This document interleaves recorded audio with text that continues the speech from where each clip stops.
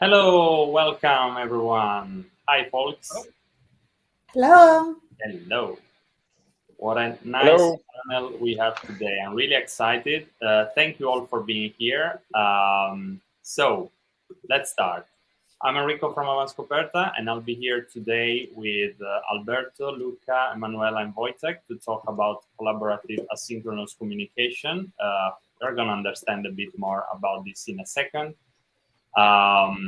So before we enter the topic, I'd like to remind you that today we are here on YouTube, like all of our other evening events, and you can join the conversation. We're gonna have a nice exchange about remote communication, and you can do so by using the YouTube chat. So please, anytime is good to ask a question. We're gonna stop every now and then to read what you want to ask us during this evening. We are aiming for this talk to last about 1 hour and something. So we are gonna be here for the next hour to discuss collaborative asynchronous communication. So how did this whole thing started? Well, before letting the stage to our guests and allow them to introduce themselves, I'd like to share with all of you how this started. So we are here today because there was a conversation triggered by a tweet by Alberto Brandolini, who is here with us today, about communication bandwidth. So as you can see, the conversation went on and it went on for a little more. And then there was a reply from Wojtek that started the whole thing. And that's when we decided, okay, there's quite a lot to talk about now after, almost 2 years from the first evening event we did where we discussed about remote communication and how companies are dealing with this. We said, okay, let's see how the situation has evolved, if it has evolved, and how, with some other folks who really have something interesting to say. So I have copied the link to the tweet into the chat, so you can frame it if you want. I'm just joking, so that you have a reference in case you want to see that. So I'll briefly introduce. So we have today Alberto, Luca, Emanuela, and Wojtek, as I said already. So let's start from the one I see at the bottom. Wojtek, would you like to say a few words about yourself and your expertise in remote, or why is it relevant for you to be here today? And then we carry on with the presentation. Sure. So hi, everyone. I'm Wojtek. I'm based in Krakow, Poland. So why the topic is important to me? I'm leading a product team for over 2 years here at Talent Alpha, which also connects different specialists around the world with different companies. And highly productive collaboration was always on my mind. With the remote or even asynchronous work, it has been much harder. So a lot of, and I would say a lot of patterns that we had before with the forced remote work didn't work anymore for us. So we had to think about new ones. And what I do, apart from working, I love a lot of sports and traveling. So I'm a free skier, free snowboarder, and a free rider on a bike. So yeah. Fantastic.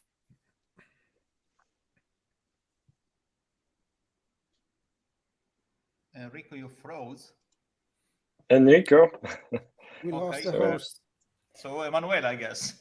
Yes, exactly. I was about to say. So in the meanwhile, I think we can we can find our way. My name is Emanuela. Hi, everyone. I'm a UX manager for the Firefox UX team. And my team is both like remote and distributed. And funny thing is that that was true somehow also before the pandemic. But it was really interesting to see how now having the whole organization in this mindset kind of change us. So yeah, looking forward to be here. And I guess the next one can be Luca. Yes, sure. Thanks. My name is Luca. I'm based right now in Udine, but in the past I was based in Vienna, Austria, and other places in the world, because I have been working for the last 8 years for Automatic, which is the company behind WordPress.com, Tumblr, Jetpack, and many other products. And our company has been distributed from the very first day, which was many, many years ago. Right now, there are 1,877 colleagues of mine that they work fully distributed, not even remotely. Like, everybody works from home, from everywhere. We are in over 97 countries as today. And in my specific case, I lead a team, actually I lead 3 teams of engineers that they span from Hyderabad, India, up to Portland, Oregon. So I go from UTC 5.5 to UTC -7. And that is a challenge. Alberto, your turn. And I am on the smaller side, like as many of you here, our company, even if it was providing localized services like consulting and training, were mostly in person, was already a remote company. But from being remote and being completely remote, losing the retreats, losing the few physical moments in the year when we could gather, had created a new set of challenges. And yeah, we learned something. We realized that something was definitely miss, and but we are still a smaller company, so the size is nothing comparable to yours. Still, the people dynamics might be similar. So that's my contribution. And yep. Excellent. Thanks, everyone. Clearly, talking about remote work and the joys of spending endless hours in front of a computer was, a curse for me, because my computer died for about 1 minute, but luckily you all could carry on with the presentation. So thanks for saving the day, as they say. It was a good moment for that to happen. So I guess we can start with our conversation. Thanks, Emanuela. So let's kick off from the tweet, which now I have to retrieve. Just give me a second. So basically, the conversation and the reason why we wanted to invite Luca, Emanuela, Wojtek, and Alberto started from that tweet. Alberto, I'll start with you because it's what comes to my mind now. So what happened in that moment? Why was that conversation, why that tweet was sent? We know sometimes your tweets start conversations, and this was definitely one of them. Maybe out of frustration,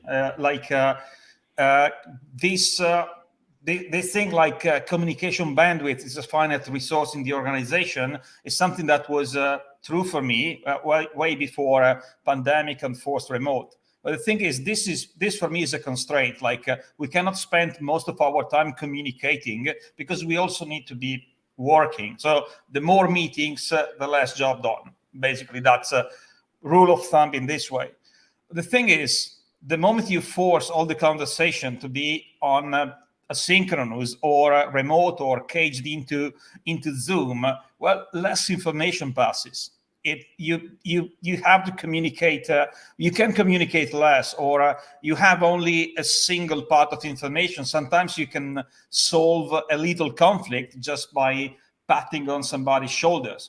Now you have to be intentional in making sure the language is okay, or that the reaction to your language is under control. And this takes time and energy. And I was feeling like, well, it's a lot harder to make things happen in the right way because of the constraints imposed in this way. So I'm not even sure this is true, but this is how I felt in this moment. So don't take it as a dogma, but yeah, it might be a good starter for this conversation. And yeah, that was the reason. And and as we said, the trigger for this whole thing was basically Wojtek's reply. Would you like to elaborate a bit on that, Wojtek? So we kind of so what I can add context. Yeah, what I can add to Alberto's, I think it was also the moment where I was frustrated at the same time with a number of things, I guess. And it was, I'm thinking quite a lot, because it was, as remember, Alberto, that it was a gloomy December with a lot of rain, so weather, at least here. And I thought this is so in point, because I'm trying to have regular one-on-ones with my team, and there was also a lot of conversations about digital burnout, and at the same time, and well-being, and the problems, and what we can do all together to keep ourselves in a better shape. Because it is true, in the forced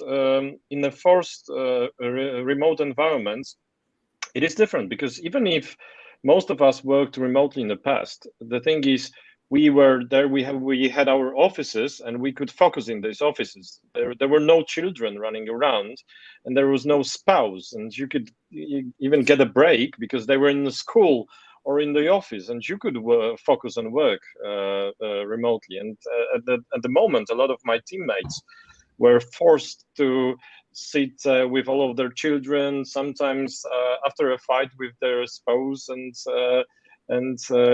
be productive. And it's much harder.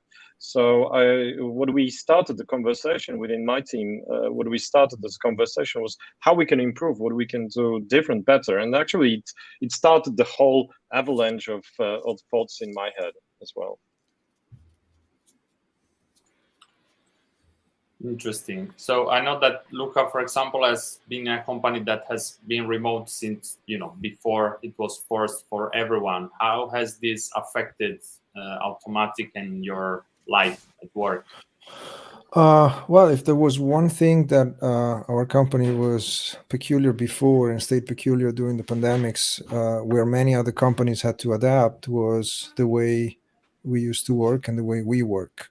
A few things have changed for us as well, because as Alberto mentioned, even for companies who are fully distributed, or that they had a strong remote background, a strong remote backbone in their way of doing things, they had those things called retreats. In our case, Automatic calls them meetups, where teams or the entire divisions, and until a couple of years ago, the entire company, that at that time was around 900 people, got together. We used to call it the grand meetup, and at least once a year you were getting together with everybody. You would meet your team in person at least a couple of times a year, sometimes 3.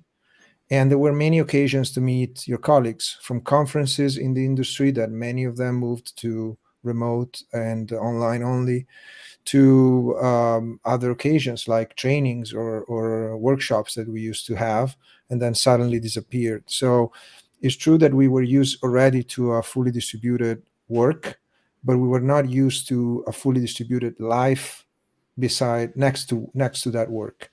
So that means, for instance, in my case, that I started leading a team at the end of 2019, and I was already planning a meetup for my team when lockdowns started to pop in every single country that was pretty much affected. And so the company issued a company-wide travel ban or limit. Let's say we had guidelines that for a while we were not allowed to travel, or we were not recommended to do so. And so my team never actually met in person in this current configuration. And I had over 5 or 6 people out of 15 that have been hired since the team was originated a couple of years ago, and they never met any other automatician, any other colleague ever. This was very new to us, because the work never relied on being in person, but the relationships among colleagues was heavily impacted by the opportunities when we were together. Results are difficult to say, because from the pure productivity point of view, I'm one of those who loved these 2 years, where we had way less overhead in terms of scheduling. When you meet your team for a week, and let's say you meet them easy in Amsterdam. I say easy Amsterdam because Amsterdam is a hub, And so everybody has maximum 2 legs of flight to get there. If you meet in other places in the world, some people might take 4 or 5 flights. So let's say Amsterdam, which is an easy one, still requires weeks and weeks of preparation to land 10 people at the same time there and host them, and then you do something for that week that usually is not work, for a simple reason: we are really good at working from home, but if we start getting really good at working in person, then we have to make a decision that probably we should we should change our paradigm. So we specialize so much in working from home, and when we're in person, we prefer to dedicate our time to other kind of activities like workshops, or retrospectives are really good in person, or just conversations and fun activities like escape rooms and games. And you remove them one day to the other. And so you need to come up with new ways to create what is called gelling among the team, making sure that trust starts to bubble up and establish itself in a team of people that they really never met in person with each other. And surprisingly, I experienced that happening. So my teams actually are kind of strong, because some of the things that we were really good before came to the help during these difficult times. Just a couple of examples, not to take too much time with this, but we have regular one-on-ones among managers or team leads and their team. And I think that was one of the lifesavers for us in that sense, for the establishing of trust, because it's true that we don't see each other in person as a distributed entity, as a distributed organization, but we have these habits of keeping ourselves very close to each other with regular conversations about ourselves, more than just work. Other aspects that really save the day is that teams have been encouraged to have alternative activities not in person, what we call not in real life, like NIRL, not in real life. And so we have the company covers for alternative ways to be together, so we can expense online games, online escape rooms, online platforms that allow us to be together a little more and share that humanity that I don't personally, having been in this distributed paradigm for a long time, I really don't think that humanity is more developed on people that they share the same office and they are co-located. I think transcend that. And so I'm very ready to defend this when I hear people saying, real meetings versus virtual meetings. There are meetings, the minds, they connect with each other. Then they can have also the body with them or a set of pixels. But most of the meetings that they also have bodies, they have more disconnected minds than the meetings with just the pixels. And so just to close this rambling, even a company that was already extremely good at working in a distributed fashion had this impact. But because we were already set up to mitigate that distribution, some of those aspects were less problematic to us.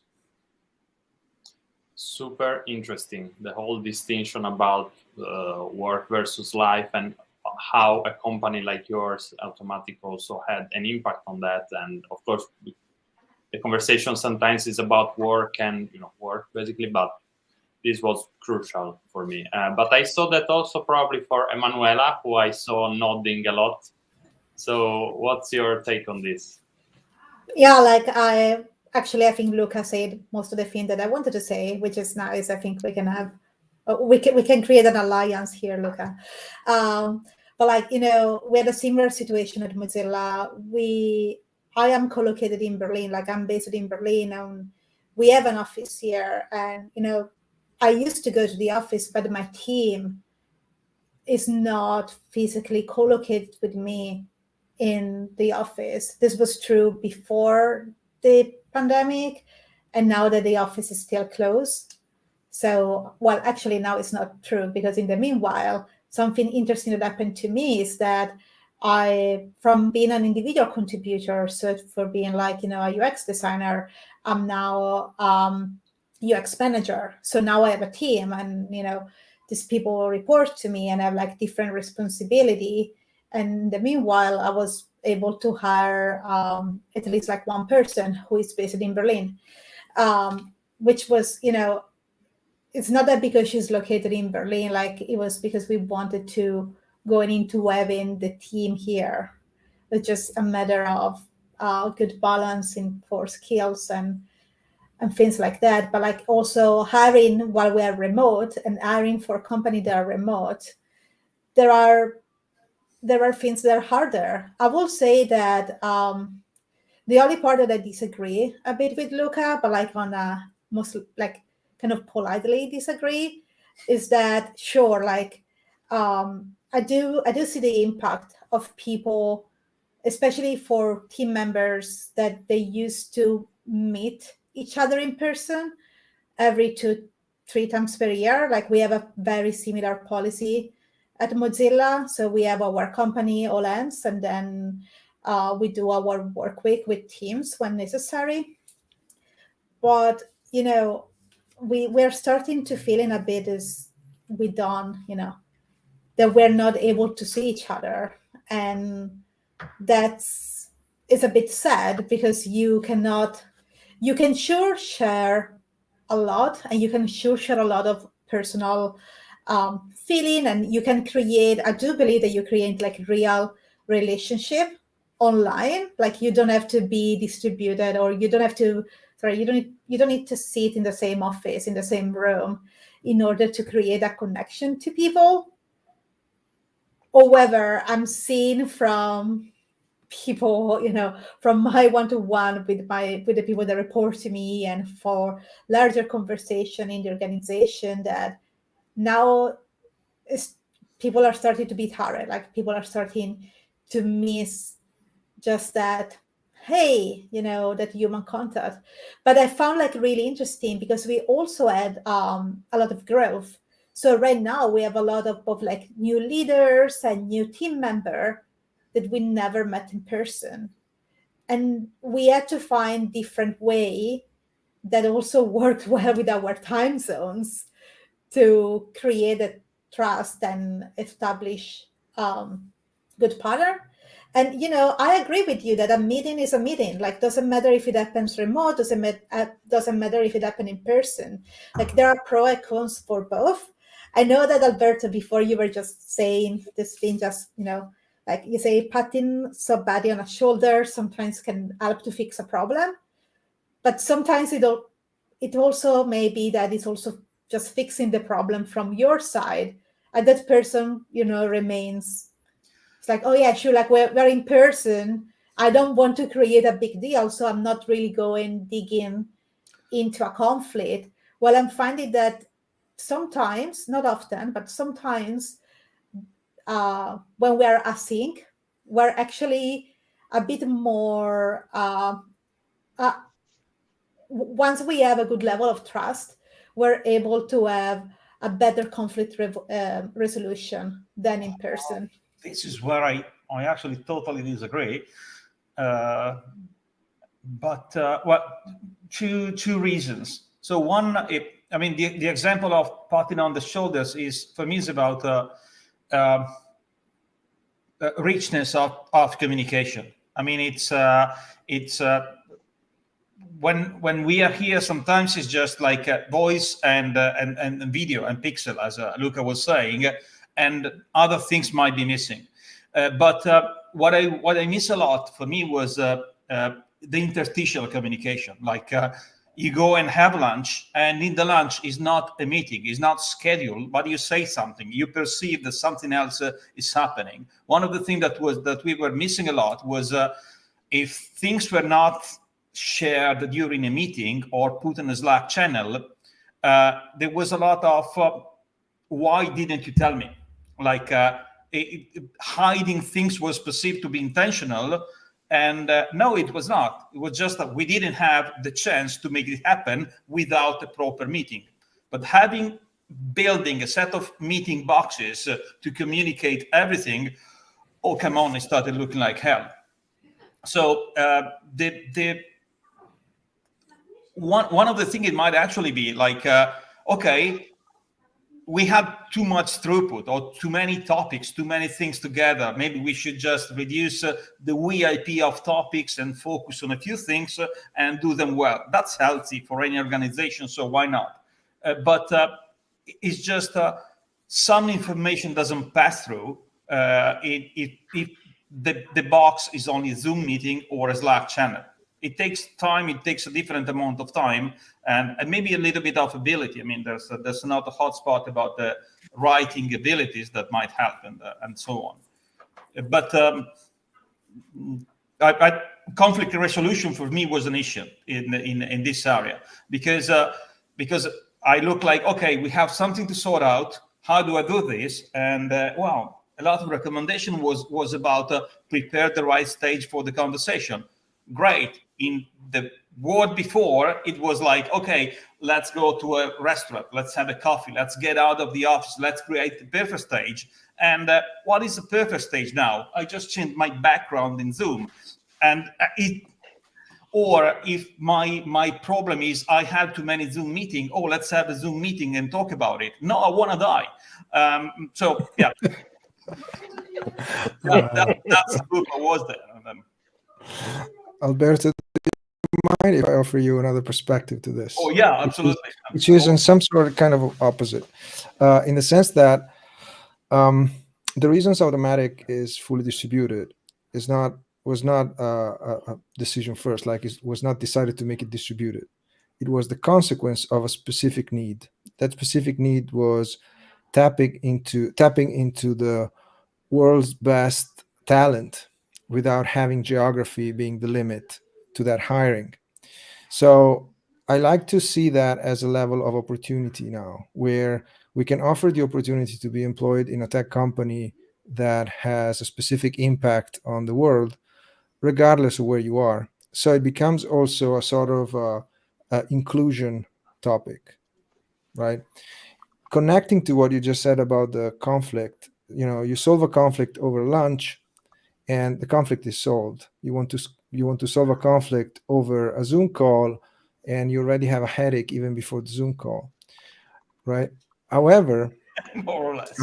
Learning the skills to properly communicate through the online tools, that they just don't go from Zoom to Slack. In our case, we also have WordPress.com, where we have a plethora of like more than 1,000 internal blogs where we document everything. And then we have tools like Asana for our project tracking, and we have Mural for the same thing you have in your background, with post-it notes and things like or Miro. So creating a tool set for a team that is expanding that bandwidth of communication, but also creating process that allows that communication to be really effective for the team, I think is key in order to learn how to solve some of the challenges that in real life are solved by our instinct. So we have a disagreement with someone and we can tap on their shoulder and say, look, I see that differently. And when you are distributed, requires a different set of tools in order to make that happen in a similar outcome, but with a different process. And also the term async was somehow in the previous mentions was interchangeable with distributed.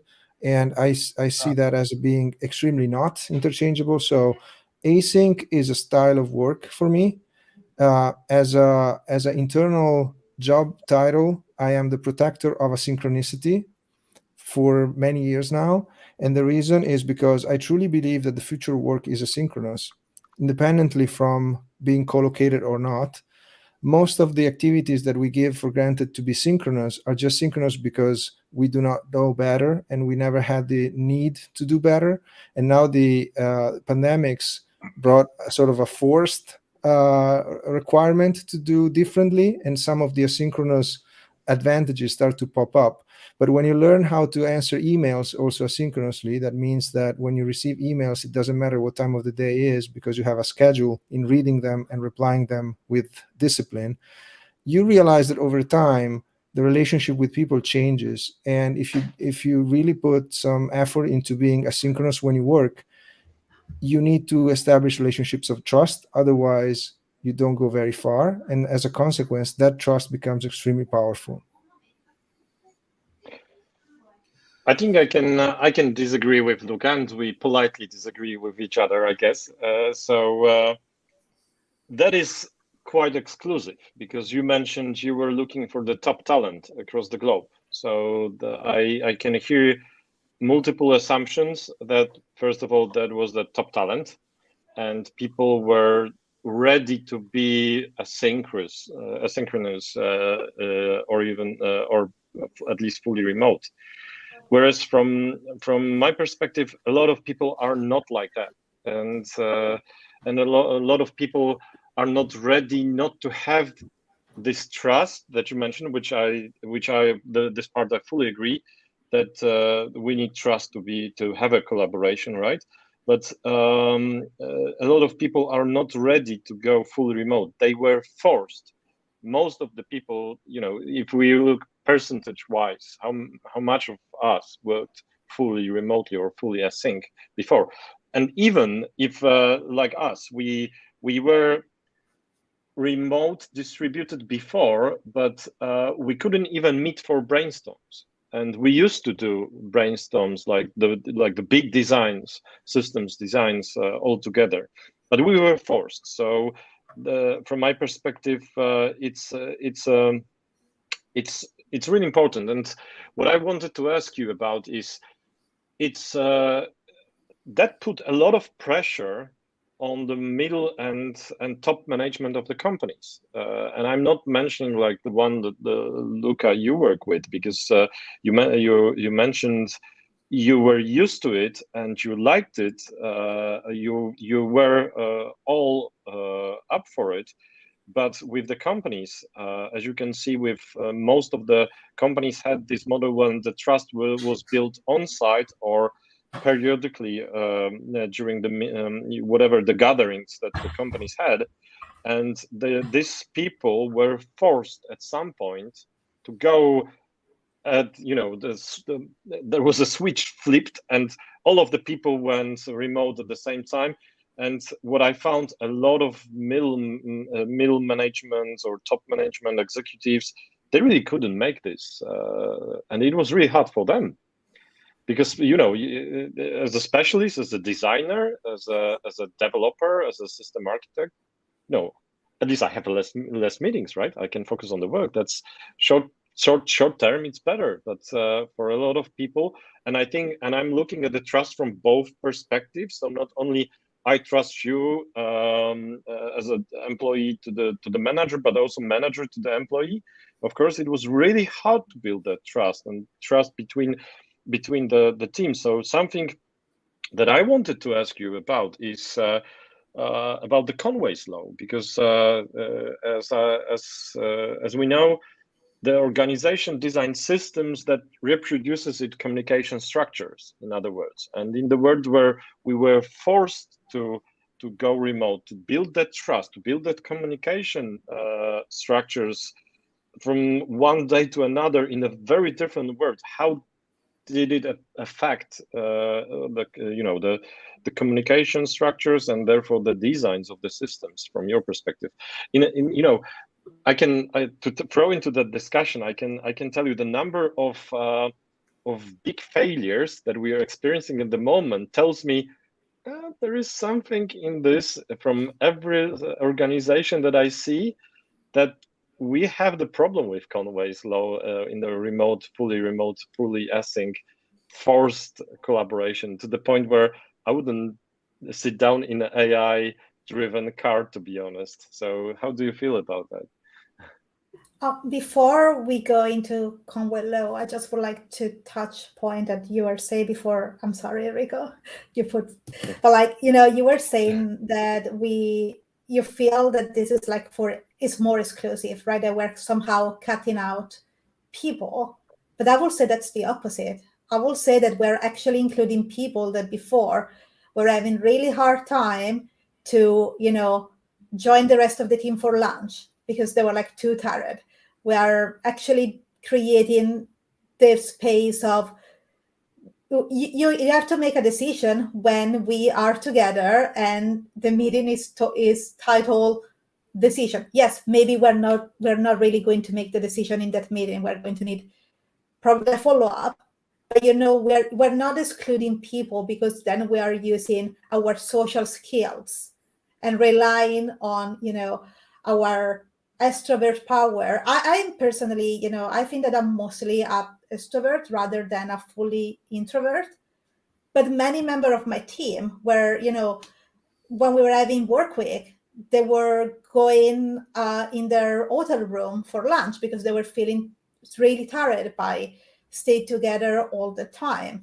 So I feel that we're actually doing the opposite here. We're creating an environment that is more inclusive for people, and we are creating a set of new rules that say, yeah, I'm sorry, I'm not going to trust I don't know, Enrico, just because it's really, it's a really funny guy, and every time that I'm with Enrico, I have this good feeling and I know I can trust him. I also want to see the work part, right? I think we're somehow creating an ecosystem that allow us to be a bit more fair toward the others, which doesn't mean that I don't enjoy going out for lunch with my teammates, or I don't enjoy spending the time together. I'm actually really missing that. But from a specific work perspective, I'm not thinking that we're exclusive. We're actually allow more people to have a voice. So I just wanted to add this to your point as a Alberto. I know I saw you nodding a number of times. So what do you think? No, the thing is, there was one thing that Luca said about the coordination, the tools, and that's what I wanted to say. That most of us were already on the stage where we have a shared wiki, we have a shared communication channel, we have the place for video calls, we use tools for co-design, Mural, and every distributed company needs how to balance on these 5 basic channels. That's what we were doing. But at the same time, one of the things that was interesting, at least for us, our specialty was taking the most value from in-person meeting. It's expensive to bring all the people in the same place. We knew how to make it work, and take it away. It's just like taking a chef. You cannot make your best dish ever, and so what next? You have to reinvent things. That was unique from Avanscoperta. Most of the things were happening remotely, distributed. Work was flowing. Decision making was taken away in some ways. That was our major struggle. But we are unusual in this sense. I mean, we were completely optimized for this thing, and we were not the average company in this area. And also, I would say we need to make a lot of context setting, like how often you had dinner together or lunch together every single day. Oh, that's a cage. Once every 3 weeks, that is why not. And we need to start understanding what is the difference of the different setting behind the things. I really like what Wojtek was saying. Like yes, Automatic was starting competing on talent. Totally makes sense. We were doing more or less the same thing. But if everybody's starting competing for talent, okay, well, that's one kind of exponential distribution on one side, or operator distribution on one side, and everybody's trying to play the same game. So what you think is talent is probably not talent, or second-tier talent, or third-tier talent, and it could not work this way. Also, onboarding junior is one of the things which is really tricky. Like it could work for one ecosystem because it's unique and intended to be this way. And then you go to some place which cannot be unique because that place is already taken. And okay, what do we do then? Okay, that's what was rumbling in my head, I think. Oops. Luca, You're please. muted. The time You're has muted. come. Yeah, now also the camera's off. You see, this is what happens. In person doesn't happen. No, but that competition for talent that you mentioned, though, happens first of all only if you compare companies that they share the same space in that kind of talent, and many companies don't actually. For companies who do, that competition is already in place. It just happens in a different way. There are relocation packages for tech companies. Had relocation packages for people for a long time. They are very exclusive perks for a limited amount of people, and usually those people are young, they have no family, and they can move very quickly to another place that sometimes require visa. If we're talking about tech, that I mean people relocating to the US, and that excludes completely a part of the world that doesn't have easy access to immigration in the US.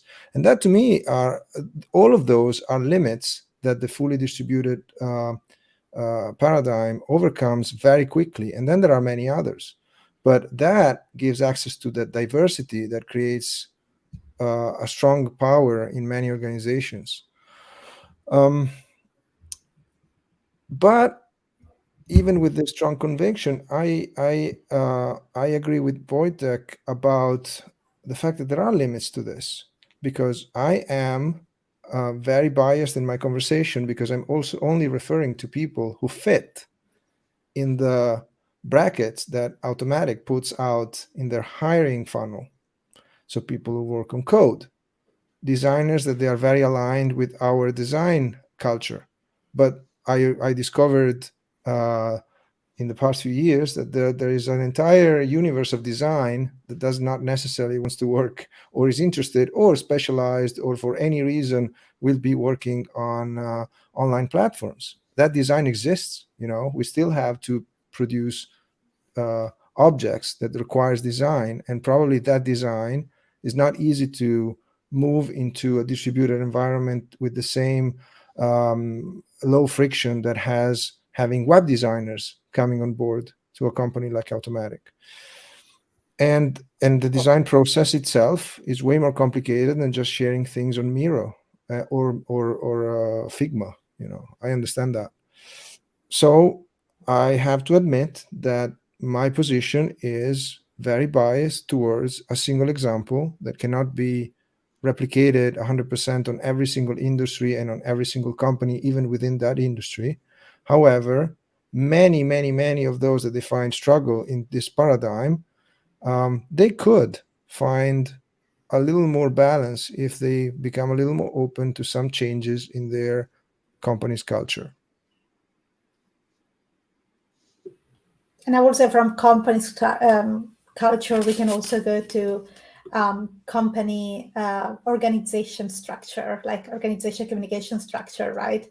So what we were talking about before about the Conway law, I think it's somehow, for me, the seeing more company going remote, it made it appear, it made it more visible when you have a high dysfunctional company, and when you have some, when you realize, all those leaders, look at that, they're all located in the same time zone. So if you're the only leader that is not located in the time zone, suddenly with remote, it's more visible, because you're getting, maybe that part of the organization is getting less budget, is getting less visibility, that in the end is not visible in the end product, right? So I will say that somehow, from my perspective at least, this past 2 years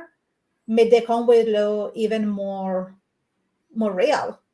But I do agree with Luca that there are ways to mitigate that. Like, once you realize that, also tends, once you start to detect them, I do believe that there are ways that you can mitigate that and try to change the way of things.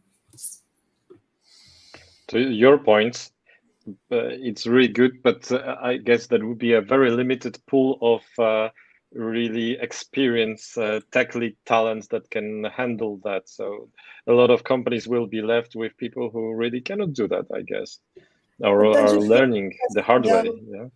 I'm doing this really thing that is super unpolite, but I'm going to do it anyway. I'm going to interrupt you while you're talking. But like, don't you think it's a skill that people can learn? Like, if I'm meeting a really great tech lead, design lead, I want to give them the opportunity to learn these skills. I'm not saying that it's going to be easy, right? Especially if they're used to a different set of role. But I will say everyone, when they're changing jobs, they need to adapt to a different culture. They need to adapt to a different ecosystem. And managing meetings remote and managing conversation remote is a skill that you can learn. And I will say number one is like learning to not talk too much during while you have your mic on. We're gonna talk about skills in a second. I don't know if anyone wants to add something on the Conway's law topic, because there's a big one that I think we really need to touch on. I just have a question here, which is the more you are less physical, let's say it in this way, you lose you lose the building power. You lose the fact that some guys have a larger office. This department is located there, and all of this, power play, which is part of it.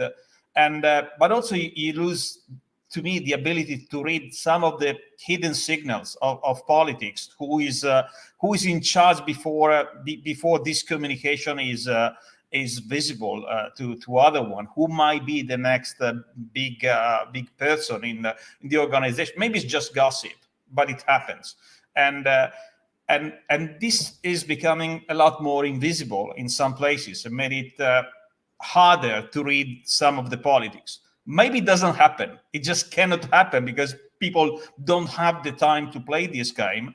But for some people, they feel like, I don't know what is happening around me, because, it might be a matter of visibility of channels, availability of information, but you're missing something, and you think it is there. Maybe it's not. You don't know, but it's not visible. That's so to your point, Alberto, because I was also thinking about it. So there is something called like Shine model of culture, and he states there are 3 levels of culture. The first only is visible. The second, usually you need to be in the office, and the third, you need to see the conflict to feel the company culture, right? So that was something on my mind as well, because we're discussing now the companies that were remote or async before, and from my perspective, the collaboration now, the asynchronous or remote collaboration touches everyone at the moment.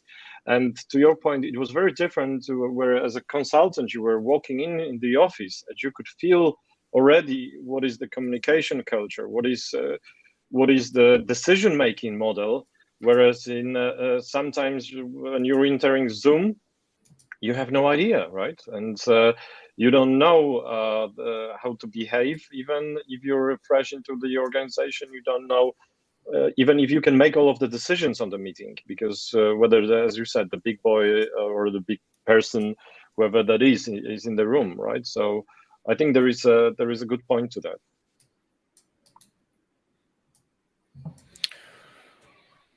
I believe that the game of politics never stops, even when you go in a distributed fashion, even if it's forced, even if it's sudden, because humans are humans, and politics are just the highest expression of the humanity, right?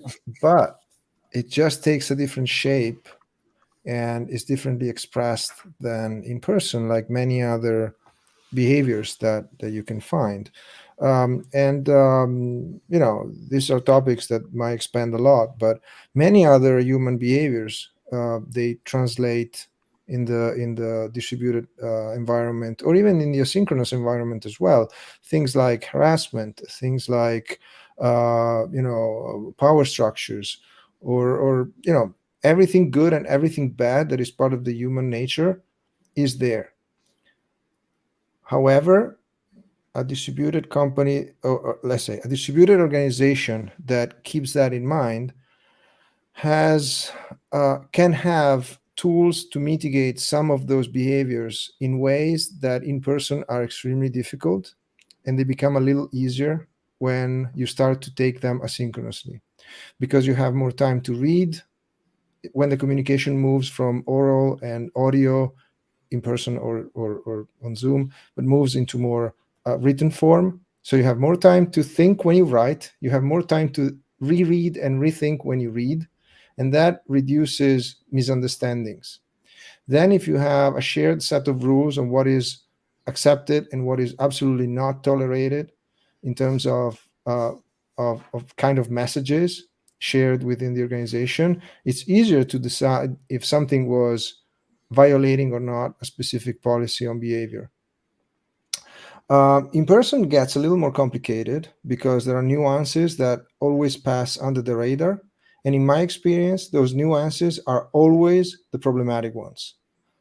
You never go home from a meeting where you think like, I'm not sure if that wink was positive reinforcement or was a mention of the excellence of the team. But you go home and you're like, was it winking at me? And I don't know why that happened. When you move everything to a written form, that kind of nuances gets most of the time wiped out, but requires being more explicit of what you mean most of the times. And that exposes behaviors that otherwise are more difficult to identify. But without getting too much into that, I believe that there are also negatives to that. Yes, meeting in person is great. And not meeting in person for a long time becomes heavy. Even though I know more about my team members now that I haven't met them in 2 years, that I used to know people I used to work with when I was co-located in another company, in another job in Vienna for 2 years. Nice. And you touched about something which is basically talking about writing and written form versus, real meetings and meeting face to face. We do have a point that I already mentioned before I'd like to touch on, but as we asked, they replied. So I'd like to welcome Piotr to the conversation. It's also kind of linked to writing as a topic. So thanks, Piotr, for the question. So this is for all of you. What patterns and anti-patterns have you noticed when it comes to implementing truly asynchronous communication? We have already an answer from Emanuela in the chat, which is basically people think that async is written form, but I'm sure there's more. Over to you. Like I can, I would like to, expand a bit on this. And this was something that honestly I was also thinking in the beginning, right? At the beginning I was thinking like, okay, like async means email, means writing document, means documenting. But I do realize that that's not the only way to having like async communication.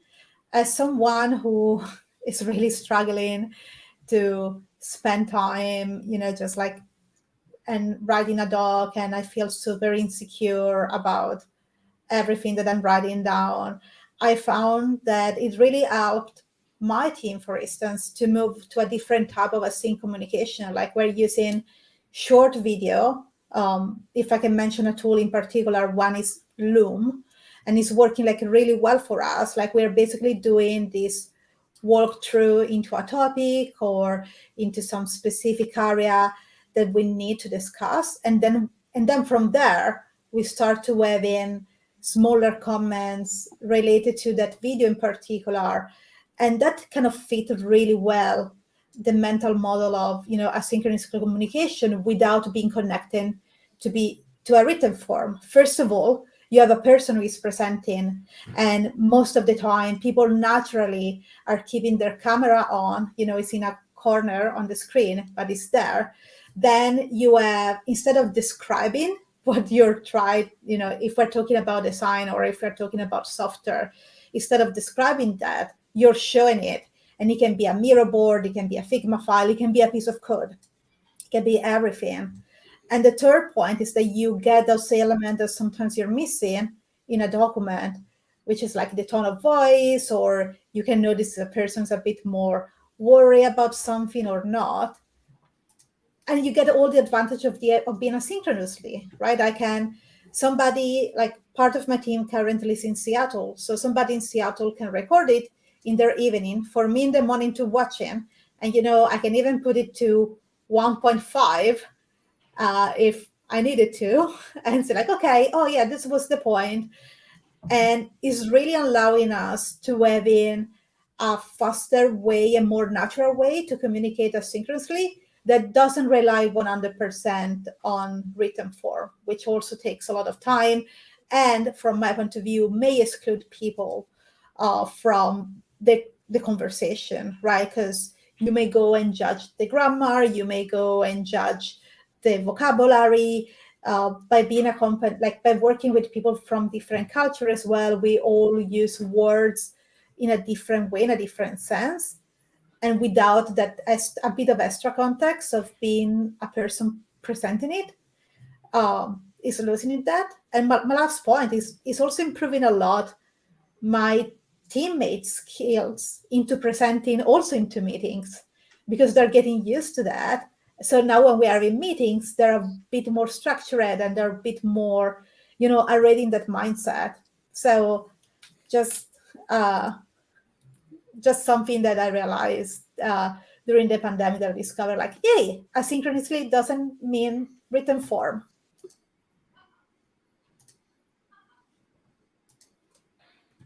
That's super cool. And I guess this was on one hand like realizing an anti-pattern, but are there also, this is like a cool discovery you made, but are there also any anti-patterns any of you wants to share so that you can see what to run away from in a way?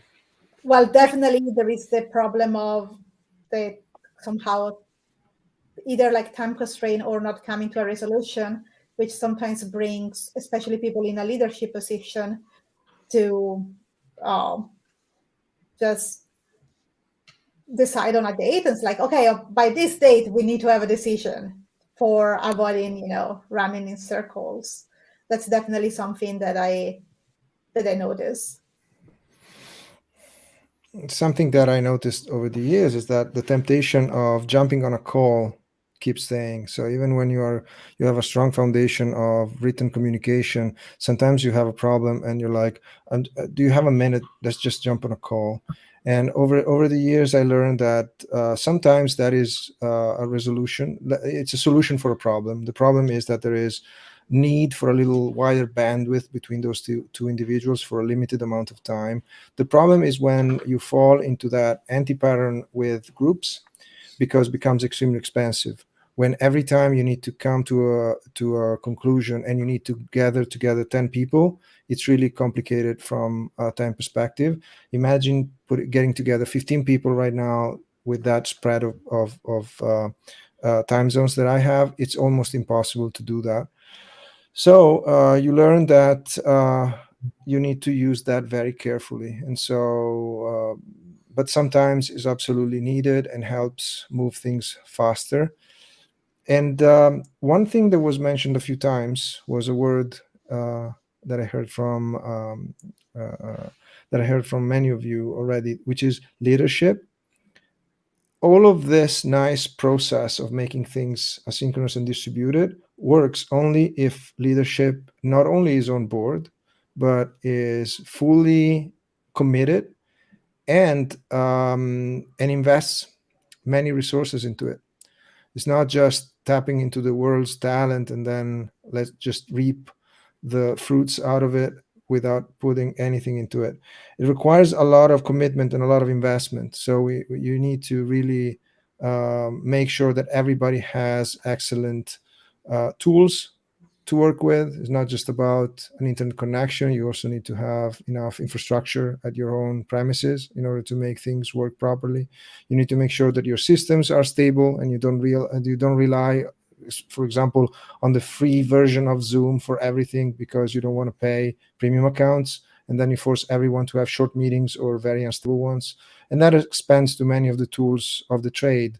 Many of the platforms that they offer a free tier, they are clearly designed to lure people in, but then as soon as you need something a little more structured for a team, you need to get into the premium versions of that software. And that applies also to hardware and many other parts of the infrastructure. And that only happens when leadership embraces the paradigm and invests into a distributed paradigm. I fully agree.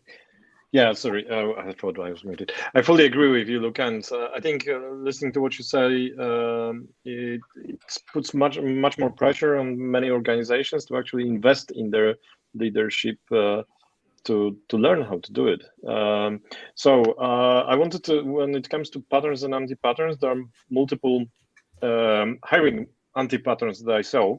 Well into that because I wanted to share a pattern.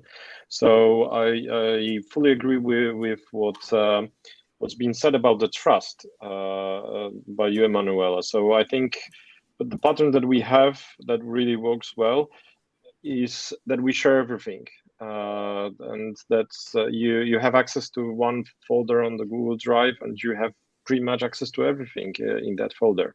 And you know what's there. The same goes with Miro, whatever the whatever tool that we use. So you know it's there, and you know that you can find it, and there is nothing missing from you and from your eyes, because if the anti-pattern is something opposite. So I don't know what I don't know, and that creates a feeling of lack of security with many people, right? So they feel the insecure because they don't know what they don't know. So true. I actually have a name for this anti-pattern. I call it the conspiracy theorist. Like things are happening and you're deciding in the background without telling us what you're deciding. And then you talk with the people and said, like, no, we don't have the time to decide. Nothing has happened since the last time. But the people outside the conversation, which is not happening, I think like, oh, they're not involved in us. And this has been a common theme. And so I really like the idea of transparency. Actually, we try to do the same. What we wanted was exactly to flip if some bit of information has not reached you, it was not intentional. So that's all that you can find. Maybe some people didn't have the time to inform everybody of the single bits, but all the bits are available if you have the time to look for it. And of course, you need a little bit of structure, ontology or whatever, where you can find things. Otherwise, it's just like, oh, that's document dump. Have fun looking for the information you look for. But no, you need something better in terms of gardening for this information. But the flipping the semantics is not because I didn't want to tell you. That was really important. Like guilt was not on the you didn't tell me. Just like we need to be safe in both ends. Let's say that. That's about the end of where we wanted to be. Yeah, Alberto, you wanted to add something? Just a small one little pattern on the other side. Don't be connected all the time. The thing that saved me was I'm taking notes on a physical flip chart here, and when thinking, the completely remote distributed doesn't mean always connected, doesn't mean sitting and thinking. In order to think, create a good space for thinking, and put yourself outside of the loop and get back to asynchronous when you have something good to share. That's so I can add to that. Have some meetings while you walk your dog. So what I can share with you, I do have some online meetings when I'm actually saying everyone I will switch my camera off and I'm with you, but I'm I'm actually physically somewhere else. That's a really interesting concept, but it works. Okay, let's move to a different topic. We had some points that we kind of agreed on before this meeting, not a lot, as you've seen. I'm really grateful that we could broaden the conversation as much as it was needed. But one is really crucial, I think, and it was basically voted by all. And so I guess with this one, we might be closing for today, but I really wanted to talk about this with you. It's been mentioned, anticipated throughout the discussion in the last hour, but of course, even though async doesn't only mean writing, it means a lot of writing. So, question: how do writing skills impact corporate culture? And I guess we are not talking about only whether it's a chat or a document or what's not. So, what's your take on this?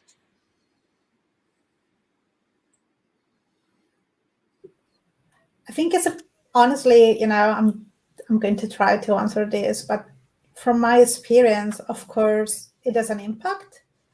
It has a big impact for sure. However, I saw and I experienced really great leaders in an organization that they're maybe not their best into writing their documents, but for this reason, they know they can rely on others to help them out, right? There is a point where, writing is an important part, but I will say that, and it's fundamental. I don't think you can go out and, have a career thinking to never write a document or not being comfortable into writing a document. But as I was saying, that's a skills that you have to acquire. And from a culture perspective, from a corporate culture perspective, I feel that everybody play a role there to be sure that maybe we're establishing shared framework to not put somebody to, somebody who can be mother tongue in one language, which is the language of the corporate, let's say like English. Of course, if we're only basing that on how beautiful one writes, one person who is native speaker in one language may be better than another, right? But this is where the culture really needs to be fought and being well received and thinking okay, this is what we're expecting from this type of document, from this type of emails, right? And getting this shared agreement, that's for me is part of culture.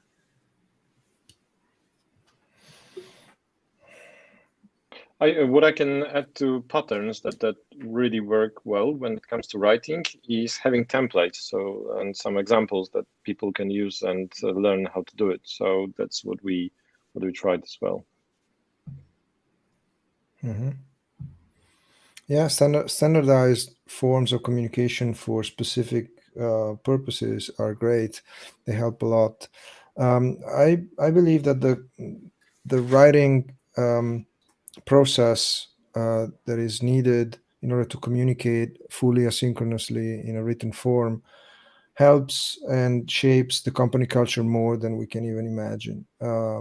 In the sense that, first of all, laziness is automatically excluded from the equation, because if you're lazy, you cannot write properly and you cannot read properly. This has been a sort of an understanding when I moved from collocated synchronous work to distributed asynchronous, because when you have content and you have to go through it, you have to go through it. It's not that you can just pick up on a few words here and there and pretend that you understood. But when it's time to write, it's even worse, because your writing skills really differentiate from someone who is fully understood and very influential to someone who is in a position of power that usually doesn't last very long. So your writing abilities are really relevant to your development and your career. The good news, though, is that it's way easier to overcome the difficulties of a language, if it's not your native language, in written form rather than in a spoken form, because accents are way more difficult to get past, even so when you speak, and also to ignore when you hear them. The tech industry is very familiar with many different accents from many parts of the world, and sometimes many parts of the United States themselves. But still, the written form it's easier to master in that sense and to get a little more neutral.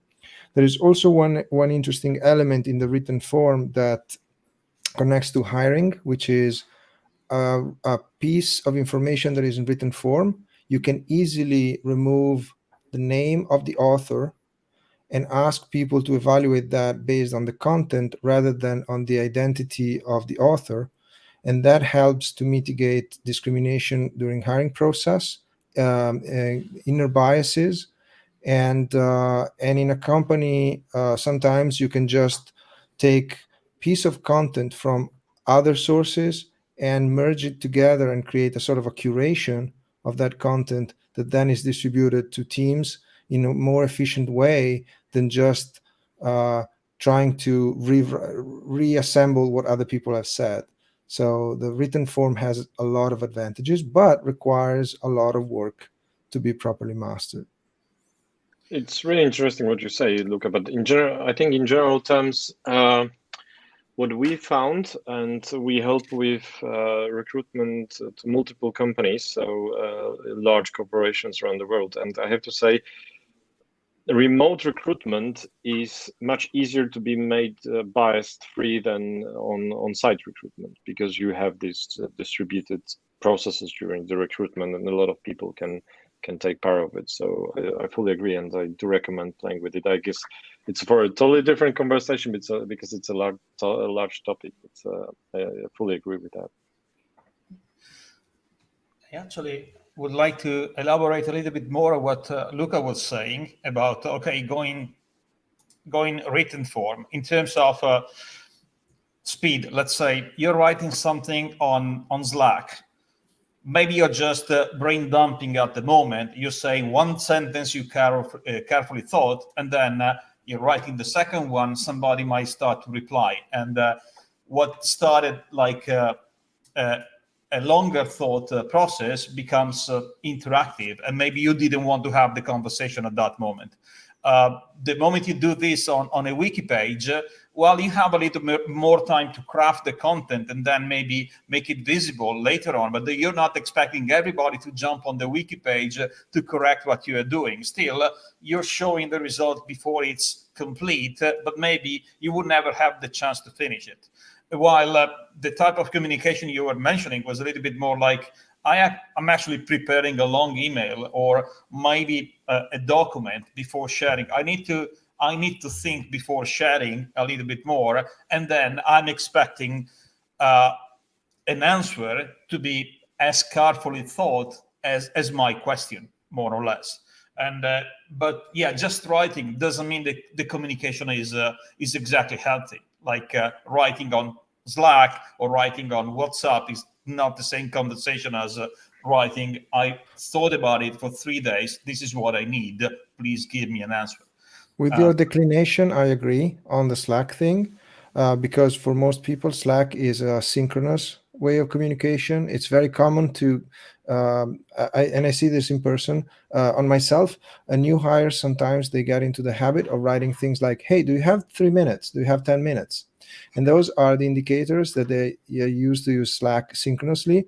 And so what we teach people is, don't do that. Just write me the question and accept the fact that it might take 6 hours for me to come back, or a day if I do not have the answer yet. And so personally, I push towards using Slack asynchronously and all of the written forms asynchronously, including Telegram, WhatsApp, whatever. But I understand that that needs to fit into a broader culture of asynchronicity that not everybody can embrace, even if they want. There are situations, there are work environments where that is not possible. And of course, they need to find other paradigms that they would fit their needs. Or it just take one person saying, putting a thumbs up on the first sentence you wrote, and then suddenly, oh, I'm writing for the audience. And it's not the same carefully thought process that you might think. You're not exactly in control. That's what I wanted to say. There is one comment in the chat that says like conciseness. So I mean, be brief is the key. Thank you, Enrico. And I do believe that's true. Like that's true in written form. That's true in talking. Like if I have to read a 10-page document, I'm not going to read it. If it's a one-pager, sure, like I'm going to take the time. I mean, in the end, I'm going to read also the 10-page document, but I mean, all of us love to procrastinate, and especially it's easier to say like, "Oh, sorry, I have to jump on another meeting. I don't have time to review your document." So this is something that I believe like is true always. Like we need to learn how to be less and how to communicate more with less. Yeah, totally agree on that. Yeah. Hopefully, it's a skill that, as well as like writing and all the other things were mentioned today, can be learned. I know we said we close now, but there is an important point that we might want to touch on briefly, and then we call it a day. I thank you all for still being here.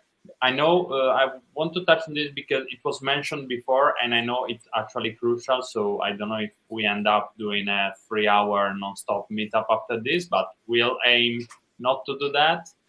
A lot of anticipation, but basically the topic is the one of decision making. So when this happens, and it's as the person writing the answer says, is slower. So is it like something that's the same for everyone else, or what's your take on this? I can start this time.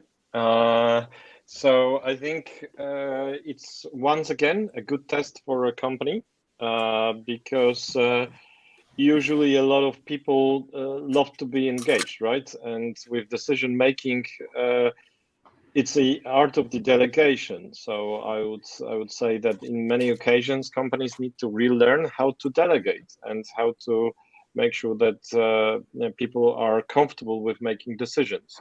So it's once again something that takes leadership to the next level, because not every manager will be comfortable with that. And I know we're discussing a lot about async or fully remote companies, but I would stress there are a lot of companies that were put into this situation with and a lot of managers are still not comfortable with that. So, but it is about delegation. It is about making, for example, like a decision matrices where we agree what do we or delegation levels exercises where we do agree as a team what are we comfortable with making decisions or how. So we did exercises like that, and that really helped.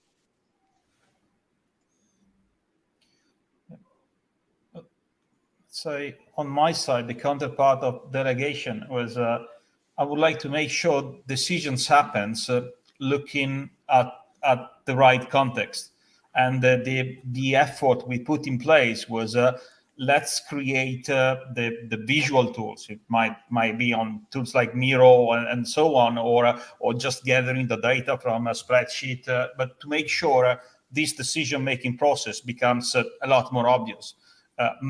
Putting the things in place, but this was actually creating this context was really taking a lot of time, and it was hard to make it happen asynchronously because guidance was needed, and it was really hard to finish in a synchronous one because there were many things to look at before concluding. So the situation was in an almost decided state, but okay, we gotta go home, and that was the annoying bit on our side. Still continuous improvement in there, but there is a nirvana at the end. I don't know. So one thing that really helped us with that was decision logs. So again, coming back to the written form, but not only making sure that we have the decisions that were made logged in, but also decisions to be made. So that's transparent to everyone. What are the decisions that we need to make, and who is responsible? Who do we need to consult, right? Or ask? So that helped really well with that. Well, in our case, decisions only happen in written form. There is a strong rule for my team and for many other teams of Automatic that the things only exist if there is a hyperlink to them. And that makes things easier in the sense that you never heard about something, fine. If there's a link, it exists. If there is no link to it because we mentioned that once, but I don't remember when, never happened.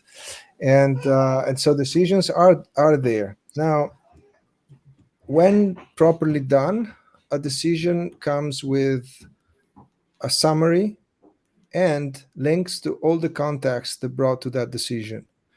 When a decision is excellently done, there is also the thought process documented as well. Are we excellent at this? No, we're not. I have to confess that still is a work in progress for many of us to make sure that all the decisions are well documented properly. We are at a good stage, but sometimes it happens that people are just like questioning a decision, even if it's documented, because everything that comes before that is not fully clear in that context. However, doing that in a form of internal blog post, it's easy because when people want to ask a question, they just place a comment, and then a few minutes later, all the context is dumped there in a form of extremely long hyperlinks that people can waste their day reading through them or just accept the decision as someone else already did that. So probably is not the case that I do that myself.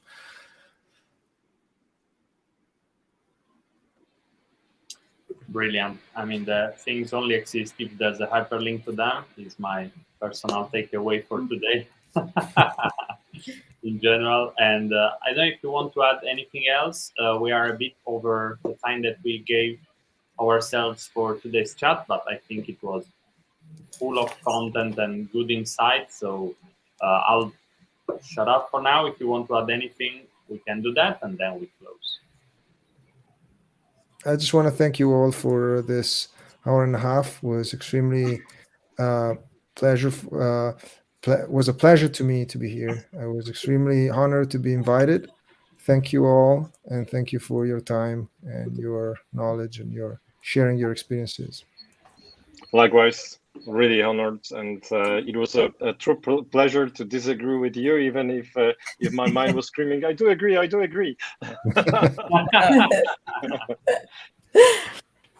Yeah, likewise. Thank you all very much for being here. Well, stay thanks safe everyone. and stay healthy, everyone. And well, we do hope to see you at our next event, whether it's online, in real life. We have some surprises coming soon, but the next one will be next week. We're going to talk about OKRs and Lean Value Tree. We're going to put the two approaches together. And other than that, many more things will happen this year. So stay with us.